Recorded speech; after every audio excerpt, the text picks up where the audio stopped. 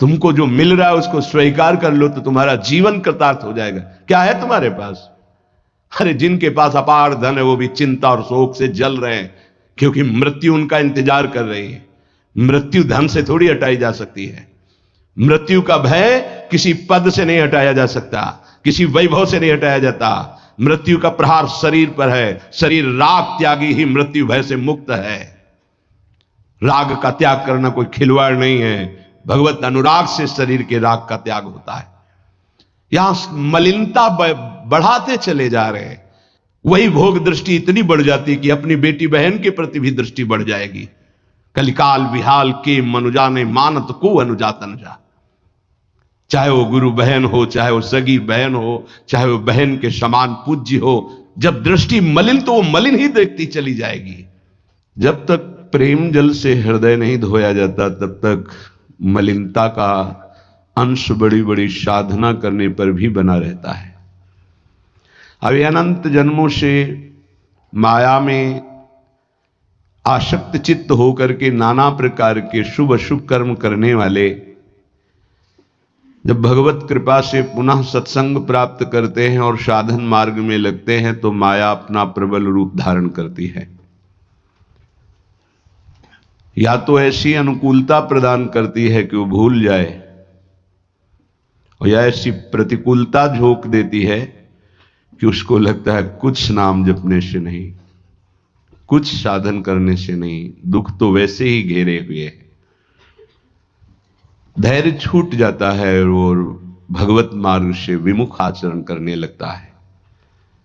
इसलिए उपासक को बहुत सरल ढंग से समझना चाहिए कि पुरानी फसल यदि बाजरा बोई है और बाजरा की रोटी मिल रही तो अगली फसल गेहूं बो दिया तो कल ही नहीं रोटी बना लोगे। 5-6 महीने लगेंगे किसान मेहनत करके, खेती तैयार करके, दाना बो करके, सींच करके, संभाल करके, फिर भी वो अतिवृष्टि, अनावृष्टि, ओले वृष्टि आदि से बच जाए, सुरक्षित हो जाए, तो सुरक्षित अनाज घर आ जाए, फिर वो पीस कर रोटी बना सकता है। तुम अनंत जन्मों से मनमानी आचरण करते रहे, आज नाम शुरू किया है तो तूफान नहीं उठेगा। नष्ट करने के लिए वो अपना स्वरूप धारण करेगा। उसकी गुलामी सहते रहे हो अभी, काम क्रोध लोभ मोह मद मत्सर।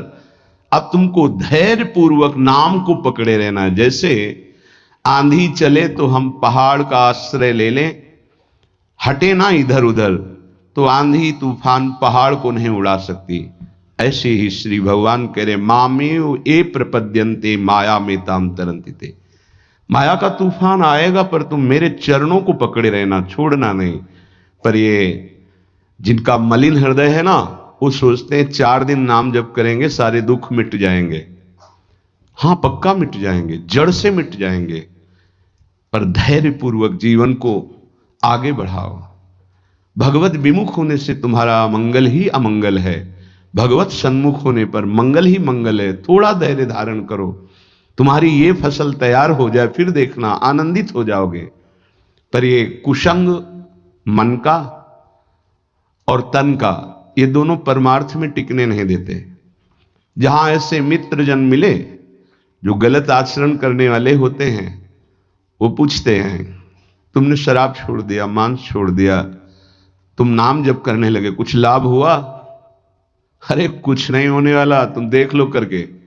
उसके दिमाग में माया तो आक्रमण किए ही है। तत्काल नकारात्मक भाव आ जाता है कि नहीं नहीं, भगवत मार्ग में कुछ नहीं मिला, ठीक कह रहे हो, तो आओ हमारे संग फिर हो जाओ। फिर वो माया के मलिन आचरणों में उतर जाता है। वो संत द्रोह, भगवत द्रोह उसके हृदय में अपना स्थान बना लेता है। फिर जन्म जन्मांतर, युग युगांतर कब अवसर आएगा भगवत मार्ग में चलने का। इसलिए जिनको सत्संग मिला है, जिनको नाम जपने का सौभाग्य मिला है, उनको बहुत धैर्यवान होना पड़ेगा। इसको ऐसे पकड़ना होगा कि जैसे हम बहुत बीमार हैं और इस औषधि के सिवा हमारा कोई रास्ता नहीं बचने का, अब हमको ये औषधि खानी ही है। जासु नाम भवभेषज हरनि घोर त्रिशूल, तीनों तापों का नाश करने की सामर्थ्य और संसार समुद्र से पार करने की सुदृढ़ नौका, भावरोग की अचूक औषधि नाम है। हमारा भाव बने ना बने, भाव बिगड़ जाए, कोई बात नहीं, तुम नाम मत छोड़ना, हमारी प्रार्थना मानना, नहीं तो ये तूफान माया का आपको उड़ा ले जाएगा, परमार्थ में नहीं खड़ा होने देगा। बहुत धैर्यपूर्वक दीर्घ काल तक चला जाता है। धैर्य कहते हैं लाभ मिले ना मिले, हानि मिले, अपमान मिले, सम्मान मिले, हम किसी भी स्थिति में अब नाम नहीं छोड़ सकते, वो जीत जाएगा माया से। विपक्ष बहुत जोरदार है, आप क्या समझते हो? आप भगवान के अंश हो, ये भूल चुके हो, लेकिन वो नहीं भूली, वो भगवान की शक्ति है। भगवान कह रहे हैं मम माया दुरत्य, मम माया, मम मेरी है। जैसे ममैवांशो आपको बोला तो विपक्ष को भी बोला मम माया। अब आपको सावधान करने के लिए भगवान ही संत, गुरुदेव, शास्त्र इस रूप में संबोधन करते हैं। तो अगर आप इनकी बात मान जाओगे तो माया भगवती कृपा करेंगी और अपना प्रभाव समेट लेंगी, और यदि आप इनकी अवहेलना, उल्लंघन करोगे तो फिर उनके प्रभाव से बड़े बड़े ज्ञानी परास्त हो गए हैं। जो माया बहुबार नचावा, जास चरित को लख नहीं पावा, ऐसी विचित्र है, बहुत बहुत विचित्र। जो ज्ञानिन कर चिता परई, बरियाई विमोह बस करई, ऐसी प्रचंड माया है। इसलिए जिनके कानों में आवाज पहुंच रही हो, हमारी प्रार्थना है, बहुत जन्मों से भटक रहे हैं, ये दुख सुख के प्रलोभन और भय में आकर के नाम न छोड़ दीजिए। ऐसा भी हो सकता है कि नाम जपना शुरू करें, आपकी नौकरी लग जाए, आपका काम बन जाए, आपकी अनुकूलता बढ़ जाए। ये नाम का फल नहीं है, ध्यान रखना, ये नाम का फल नहीं है। हम स्पष्ट आपको कह रहे हैं कि जब से आपने नाम जपना शुरू किया आपका सब मंगल होने लगा, ये नहीं है। ये आपके पुण्यों का है, पूर्व पुण्यों का है। ये नाम आपको सामर्थ्य देखा, दुख और सुख दोनों सहकर परमानंद की प्राप्ति, ये विषयानंद नाम के फल से नहीं। आप नाम जपना शुरू किए, सब कुछ बिगड़ना शुरू हो गया, ये नाम का फल नहीं है, ये आपके पाप नष्ट हो रहे हैं। विवेक पूर्वक चलिए, अगर विवेक नहीं धारण करेंगे तो फिर सब मार्ग छूट जाएगा। विवेक इसी से उत्पन्न होता है, सत्संग से। जहां विवेक जागृत हुआ वो आपको टिका देगा परमार्थ में, नहीं तो बहुत बलवती भगवान की माया है। जब लोगों के विचार सुने तो लगता है कैसे निकल पाएंगे इस माया से। आप निकलना ना चाहे तो किसी की सामर्थ्य नहीं कि आपको निकाल सके। स्वयं श्री भगवान आपके हृदय में बैठे हैं। क्या हो रहा है? दुर्गति हो रही। क्यों? क्योंकि आप नहीं निकलना चाहते, इसलिए। भगवान हृदय में बैठे हैं, नहीं निकल पा रहे हो, बात मान लो। आप निकलना चाहो तो निकल सकते हो, आप न निकलना चाहो तो किसी की ताकत नहीं कि आपको इस माया प्रपंच से निकाल सके। इसलिए आपसे प्रार्थना है कि आप निकलने की कोशिश कीजिए। इसका बड़ा ही प्रलोभन और भुलावा प्रभाव है। प्रलोभन और भुलावा एक क्षण में भुला दे सारे ज्ञान विज्ञान को और अपने में आकर्षित कर दे, उसका नाम माया। ऐसे प्रलोभन फेंक दे कि जानबूझकर तुम भगवान को भूल जाओ और उन प्रलोभनों में लग जाओ, उसका नाम माया। सावधान हो जाइए। इसके प्रलोभनों में, इसके भोगों में आज तक कभी कोई सुखी और तृप्त नहीं हुआ।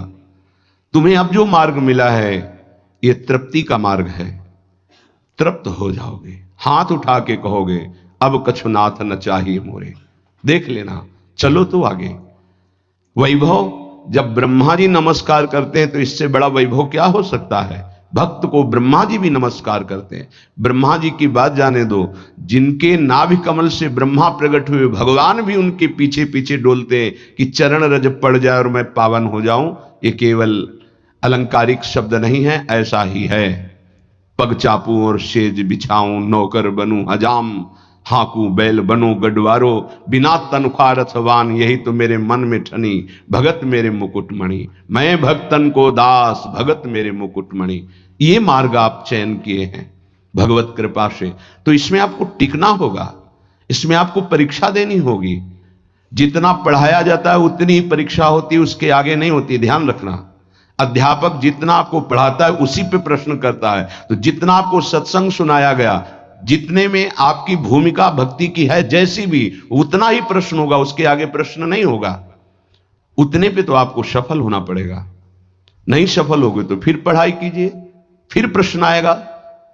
जब आपको परमार्थ पद में, परम पद में आरूढ़ होना है तो आपको यह निर्णय करना ही पड़ेगा। एक तरफ माया है, एक तरफ भगवान है। माया को साधन बनाकर भगवान की प्राप्ति की जाती है, भगवान को साधन बनाकर माया की प्राप्ति नहीं की जाती। प्रायः लोग इसी भुलावे में हैं कि भगवान को साधन बना लेते हैं और माया साध्य बन जाती है। मुझे ये चाहिए, नहीं मिला तो तुम भगवान नहीं। ये परमार्थ ऐसे नहीं चला जाता, धैर्य पूर्वक चला जाता है। अगर धैर्य का अवलंबन नहीं लेंगे, विवेक का प्रयोग नहीं करेंगे, विवेक है आपके पास, ऐसा नहीं कि आपके पास विवेक नहीं है, पर आपका विवेक ढका हुआ है। ये सत्संग उसी विवेक को जागृत करता है। आप सत्संगी हो, आप भुलावे में मत आइए। ये माया अपने पार्षदों के द्वारा आपको ठगना चाहेगी। आपने प्रभु को छोड़ दिया, प्रभु की क्या हानि होगी? आप अपनी दशा पर विचार कीजिए, डूब जाओगे। ये माया डुबो देगी। अनंत जन्म भटकते भटकते आज अवसर मिला है भगवत प्राप्ति का, ये आप जान नहीं पा रहे हैं। ये अवसर चला गया तो फिर आप पछताएंगे, कोई अवसर हाथ नहीं मिलेगा। पशु पक्षी बनने के बाद विवेक एकदम ढका रहता है, केवल उतना ही काम करता है, आहार विहार मैथुन निद्रा, बस। वो भगवत प्राप्ति करनी है, मेरा नया जन्म होगा, कुछ विवेक नहीं रहता। आप में ये विवेक जागृत है। आप विवेक पूर्वक परमार्थ को पकड़िए, इस माया की चालों को मत देखिए, सह जाइए, दुख सुख को सह जाइए।